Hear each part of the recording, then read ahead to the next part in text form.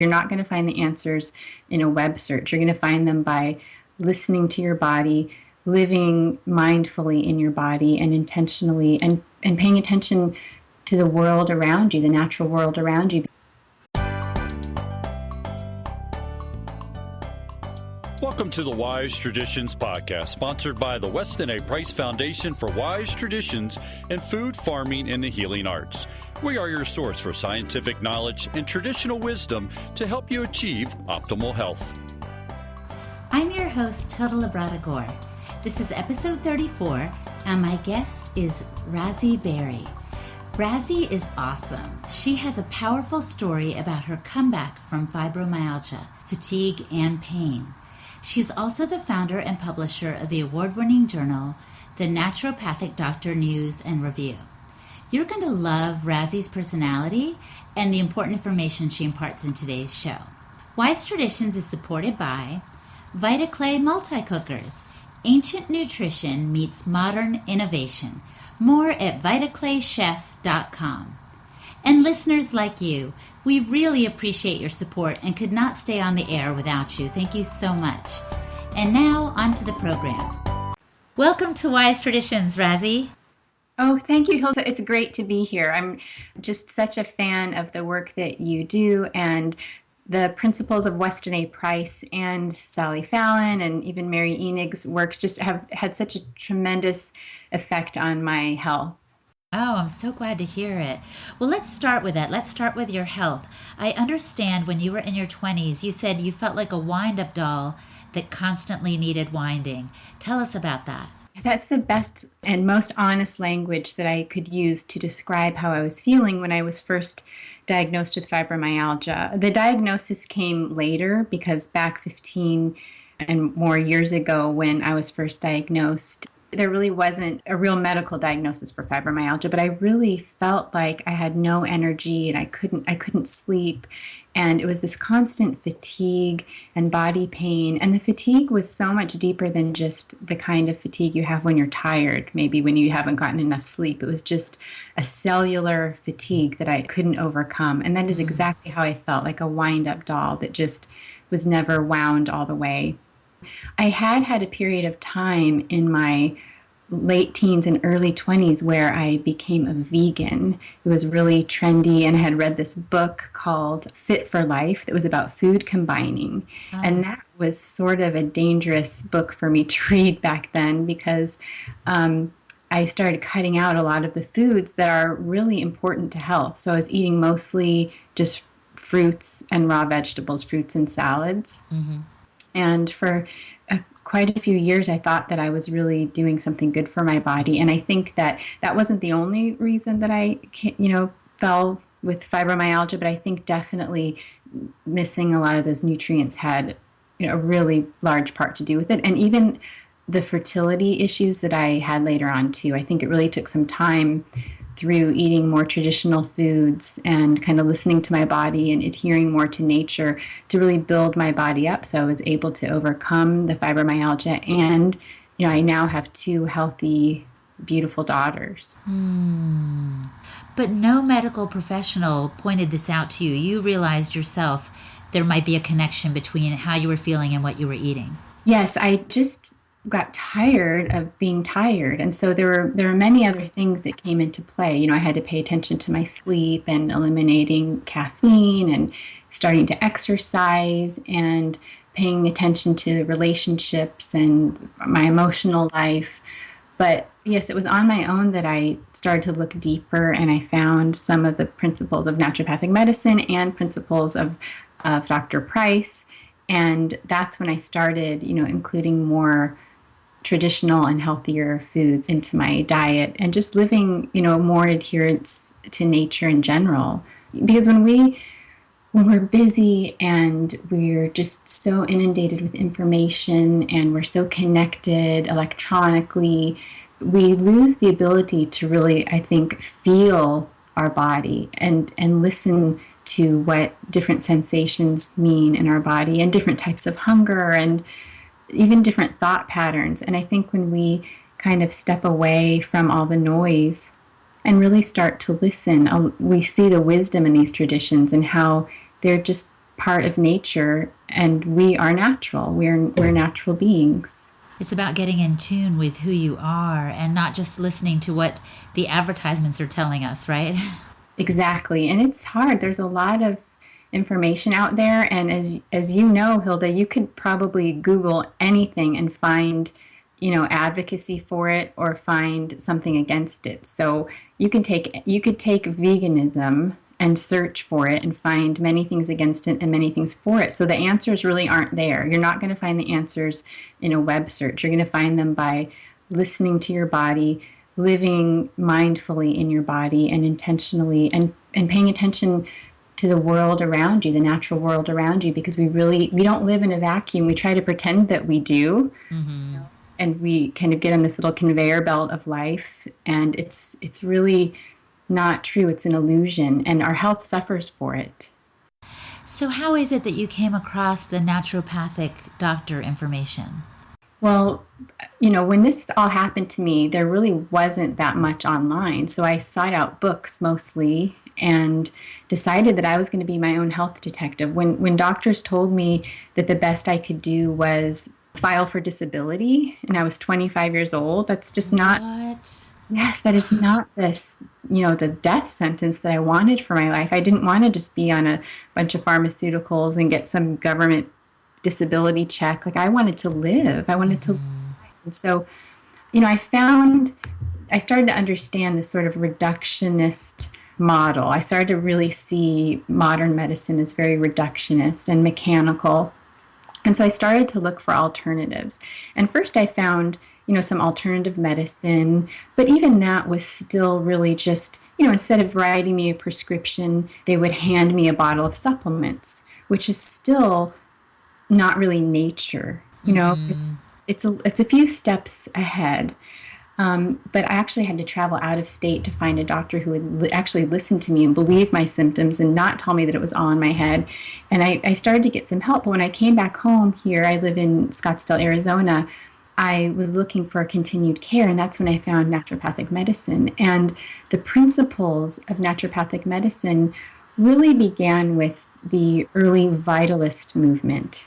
You might be familiar with that, but it was this movement in the end of the last century where what was then, the emerging science being king, and all these barbaric practices such as like bloodletting and giving people mercury and, these poisons really, which is kind of like the birth of the pharmaceutical industry. The vitalists were doctors and chiropractors and people and parents and patients that said, this is ignoring the humanity of healing, the individual, because we have, this inherent capacity to live, to grow, to develop, to heal. And so naturopathic medicine was what came from that. Doctors and chiropractors kind of came together that were kind of backlashing against this science-based, chemical-based medicine and formed a new type of medicine called naturopathic medicine. Interesting. I think I know what you're talking about when you talk about reductionist medicine, because that's when they say, oh, here is my patient that has an issue with their ear. And so the doctor who's the ear doctor will look at that, but they have no idea if it's related to something else in your brain or in another part of your body, because they are only looking at that. Whereas it sounds like the vitalists were saying there's a whole being here. Yes, exactly, Hilda. It's a holistic approach that recognizes that you are a spiritual being, and there's all the different factors, your spiritual, psychological, functional, even structural. When we say structural, we think of, posture and breathing, which are things that often get overlooked. But when you think about how great a massage might feel, or standing up tall, or doing yoga poses, how we look at our structure and our breathing really affects our health as well. So you're absolutely right. It's instead of looking at just your ear, it's looking at, how is your diet and your digestion maybe affecting that chain that leads to your eustachian tubes and your throat. And it looks at everything really more holistically. So what were some first steps that you took? Obviously, you came upon the naturopathic medicine, you came upon the Weston A. Price Foundation principles. What were some of the first things you did, Razi, to kind of improve your health? So the first things that I did were change my diet. So I had been working in a really fast-paced industry, and I gave up. I was living on caffeine and like dead food protein bars, really. So I gave Mm-hmm. that up, and and I ate salads and stuff, but I started including more grass-fed animal products and looking outside of just steak or eggs or chicken breast. I started looking at different cuts of meat and different types of meat. I joined a local co-op, and so I was able to try new things like venison and elk meat and things like that, and trying new cuts such as like bone marrow and things, because that's in naturopathic medicine, one of the tools that's used for healing is like glandulars, and there's not a more potent glandular than actually really eating liver instead of eating a liver pill. Ah. So, and then I also started drinking raw dairy. I'd never really liked dairy or tolerated dairy very well, but I just find myself now, 15 years later, I just crave raw milk. So I know not every single person listening maybe feels like they like raw milk. I think we also do have to look at our individual, ancestry and stuff. But for me and my family, it's just such a special treat, and we drink it all the time. And I started to pay more attention to the natural cycles of just the day and the seasons. So I paid more attention to, when I wake up in the morning, I try to get early morning sunlight and breaks throughout the day and drink plenty of water. And I'm a really, like you too, many busy moms, that sometimes we're not really breathing, and I breathe really shallow. So I try to stop and make sure I'm breathing. So those were the first steps, just really basic things. And did you see things start to improve? Absolutely. I saw, my hair had been falling out. And so that changed right away. That was one of the most visible signs. My skin just became more colorful, really. I looked more like me. No one's trying to win any beauty contest, but we all want to be the best selves that we can be. And so definitely I noticed that. But the most important was that my pain went away. I had such terrible pain, probably from inflammation and just lack of minerals. And there's also a piece to it that is environmental. And so I did go through some detoxification, which I really caution people listening, if I may, for a second, Hilda. Sure. Detoxification has become such a trend. And it's not normal. Your body detoxes all the time, and your body knows what to do. So as long as you keep yourself healthy and eat right, your body can handle detoxing. But you really shouldn't detox something major like heavy metals or something without the help of a licensed doctor, because your body can really reabsorb things like that. And I just have to say that because people just think that they're just going to detox and they're going to just drink green juice all the time. And your body should also be in a state of building, nourishing itself, building. So detox is not the answer to everything. And I would really caution people to pay attention to it, that their body needs nourishment, and detoxification happens naturally. And if you do have something like you've been exposed to a toxin, which many of us are, you really want to make sure that you're seeing a physician to do that, like a naturopathic doctor, because if phase 1 and phase 2 detoxification pathways aren't functioning optimally, you can just make yourself really sick. Oh, such a good point. I'm glad you brought that up. Now, tell me more about naturopathic medicine. What are some of the principles? So the principles of naturopathic medicine are really special to me because it was really life-changing, and they're based on something called the therapeutic order. And it's like a pyramid, kind of like the food pyramid was, right? Yeah. But at the very top is identify and remove the disturbing factors, or the factors that are keeping you away from your cure. So that's usually the last thing that a conventional medicine model looks at. But remove the obstacles to cure. So that is the very first step. The second is the healing power of nature, stimulating the healing power of nature.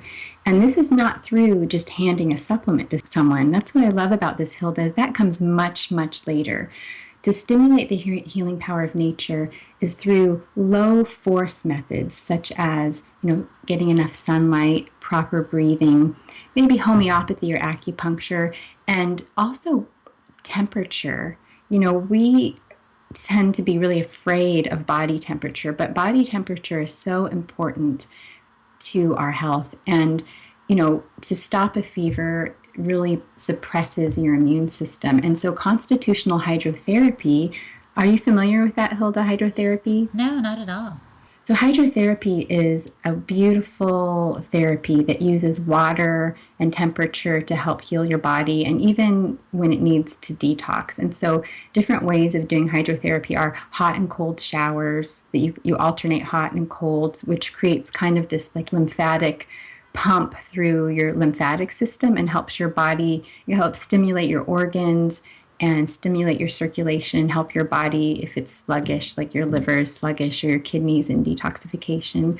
Or you might have heard of wet socks treatment. Have you heard of that one? No, I'm clearly out of the loop. I don't run in your circles, Razi. Well, wet socks treatment is a really old-fashioned but very powerful treatment where you basically you take a pair of cotton socks and you wet them and you wring them out. And then you put a pair of wool socks on top of those and you wear them all night long. And your body will raise its temperature in order to dry or warm those socks up. Mm-hmm. So it's like a self-induced fever. It raises your body temperature enough. And so it's one of the best remedies for a cold or a sore throat, even strep throat. So naturopathic medicine has these really neat, unique, and really old and time-tested traditional ways to help support the body's natural healing ability. Oh, it sounds fascinating. And it really sounds in tune with the Weston A. Price Foundation principles, which are about embracing traditional methods of healing. Yes, that's exactly why I love both of them. We want to stop for just a moment here to thank and acknowledge our sponsors. VitaClay Multi-Cookers. Save money, time, and energy cooking whole food meals for your family without the hidden dangers of Teflon, lead, aluminum, and chemicals. Organic clay insert for better nutrients, better flavor, better texture. Learn more about real clay cooking without the hassle at vitaclaychef.com. And listeners like you, Nicole and her boys had this to say on iTunes. I love listening to podcasts and I'm so glad the Weston A. Price Foundation has a podcast.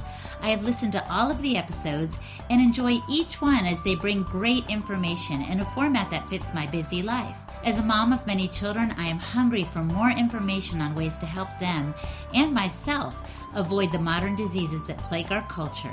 This podcast has delivered that. Thank you. Well, thank you for listening, Nicole. So the next step in the therapeutic order, Hilda, is to then address, so first we're stimulating your healing ability, and then we address weakened or damaged systems. So that's then using botanical medicine, homeopathy, glandulars, or nutrition. So like the raw milk cure, you might have heard, of course, you've heard of it. The raw milk, liver, glandulars, things like that, homeopathy, massage, acupuncture. So before you just give a bunch of supplements instead of medication, you address those weakened systems and find ways to support those, maybe botanically or through food. And then they look at the fourth one is correcting structural integrity. So that would be maybe some sort of manipulation, chiropractic or osteopathic massage, craniofacial release techniques, just even breathing and stretching. Because you really need to create that space, right? That yoga is just one of many examples that you kind of create that space for healing within your structure. Mm-hmm. And after we've gotten to all those points, then you address the pathology. But usually a resolution happens between steps 1, 2, 3, and 4, where we're looking at the ways your body, just supporting your own body. Then sometimes you need to intervene a little bit more. And that's where you'd use targeted natural substances like specific nutrients, specific amino acids, and things like that, and sometimes pharmacy. And the very, very last one, at the very bottom of the pyramid, would be some sort of suppression. And that would be sometimes surgery is necessary. And there are times in emergency medicine and, things like that where sometimes you do have to get more intervention involved, but it's always the last step. Well, I'm blown away because I'm thinking those last two things you mentioned are usually the first two that most of us turn to in our conventional world, in our culture today. Yes, absolutely. People are like, let me pop a pill, I have a fever, or let me go see the doctor and see if they can excise this infected patch on my arm or what have you. Like, those are the first two things we do instead of any of the rest. Yes, illness doesn't happen overnight, and we always want a quick fix. I just had you hear this, I bet, a lot, eczema, right? Yes. And I just had a friend saying, oh, we've tried so many cortisone creams, and it's just the doctor just, they have 12 minutes max with you, right? And they just write another prescription instead of taking the time to really find out what the root cause is. And that is the beauty of naturopathic medicine. And that system that I just explained is also described in these principles.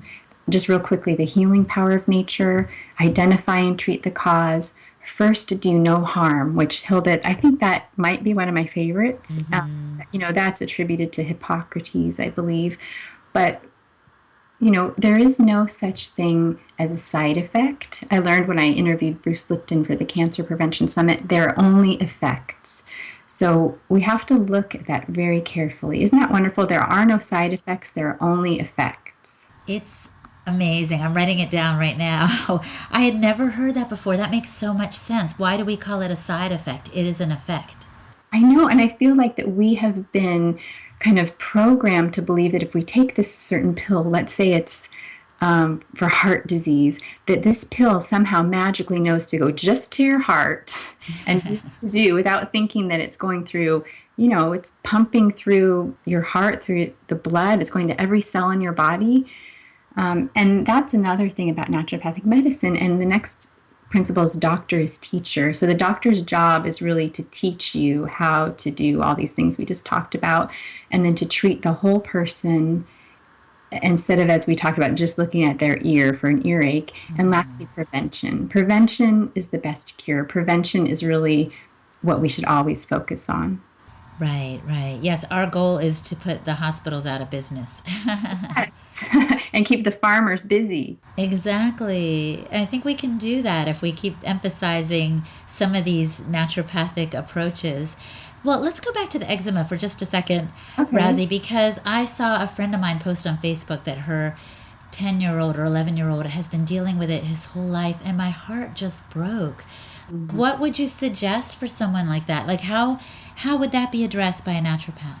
Sure. Well, and there would be different avenues for different children or different people, but oftentimes it is related to diet or some sort of food allergy. So for a young child, instead of subjecting them to testing, there would probably be some sort of, diet journal and food rotation diet, and eliminating pasteurized dairy and refined carbs and sugar, and making sure they're getting enough healthy fat and protein, and also look at maybe the bowels to see, how the gut is. Is it, the term now is called leaky gut, right? That's what's kind of the trendy term, but it's true to make sure that the digestion is happening properly, because the skin is a way that, it's a mirror to your health. And so the skin is a way to kind of know.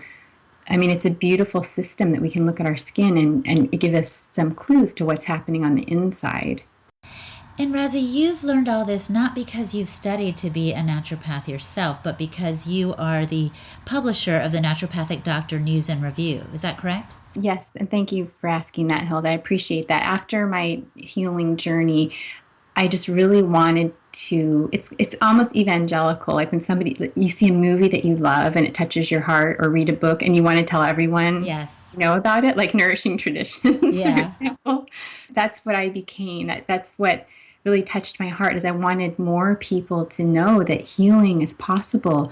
And there are answers, and you can find them inside you, and you can find them by the way you relate to the environment and nature around you. So I started the journal back in 2005, Naturopathic Doctor News and Review, and it's really meant for doctor to doctor, naturopathic doctors, teaching other naturopathic doctors and sharing cases. But over the last 12 years, it's become just so much more. Now, conventional doctors are coming to Naturopathic Doctor News and Review and DNR to learn about natural medicine from the source, really. And patients are really enjoying it as well. And so just about a year and a half ago, we started Natural Path, which is kind of like a patient's version I actually quit a really fantastic career that I was good at and I was making good money at, but I didn't love. And that was part of my healing too, Hilda. I was busy and successful, but not really fulfilled. So it was a big step for me to let go of that, but it was a really important point. So sometimes, sometimes the things that we need to let go of, maybe it's a food that we're eating, or maybe it's a relationship we shouldn't be in, or maybe it's a job that's not good for us. And sometimes we just have to, prune any vine needs pruning, and we're the same way.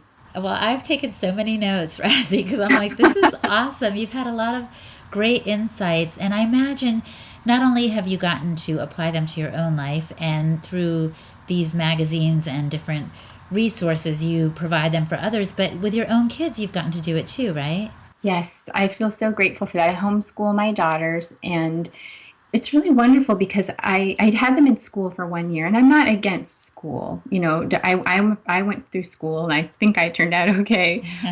But I'm able to I'm really able to take more control, and I think that's a right as a parent, control of what they are exposed to, what they eat, what they're breathing in. I mean, the year that I had them in school, there were like air fresheners in the room, and they were using hand sanitizer all day, and the snacks they would pass around would be like graham crackers, and I had to be there like every day to make sure I had an alternative for my kids, Oh. And so so I am able to sort of bring them up with these principles, but you don't have to homeschool your kids to do that. It's just a way that ends up working out for us, and we really love it. Well, at the end, in just a moment, at the end of this episode, I'm going to let people know where they can read your blog and get some of the resources we've mentioned today. But I want to wrap up by asking you, what is one thing you suggest that our listeners do to improve their health? The one thing, Hilda, that I really would suggest, and I mentioned it a little bit earlier, is just listen to your own body. You have to connect with yourself and become the expert of yourself, your own best friend. You have to be the CEO of yourself. You have to understand the inner workings of yourself, because no doctor, no blog writer, no book author is going to be able to do that for you. So you have to really take that time to nurture yourself and get to know yourself, so that way you can best take care of yourself the way nobody else can. Razi, thank you so much for your time today. I've really enjoyed our discussion. I have too, Hilda. Thank you so much. It's been a lot of fun. My guest today was Razi Berry. To learn more about the naturopathic health site she mentioned, go to thenatpath.com. That's the word NAT path.com. You'll find all kinds of articles there on important topics like what to do about sunscreen, figuring out fat after 40, and more. To find all the resources related to Razi and naturopathic medicine, just click on the show notes for episode 34 on the WestonAPrice.org podcast page. Did you know that there are Weston A. Price Foundation chapters all over the U.S. and around the world? Chapter leaders help you find good food in your area, and some have meetings you can attend. Go to our website, westonaprice.org, and click on Find a Local Chapter to see if there is one near you. Wise Traditions is brought to you by the Weston A. Price Foundation for Wise Traditions in Food, Farming, and the Healing Arts.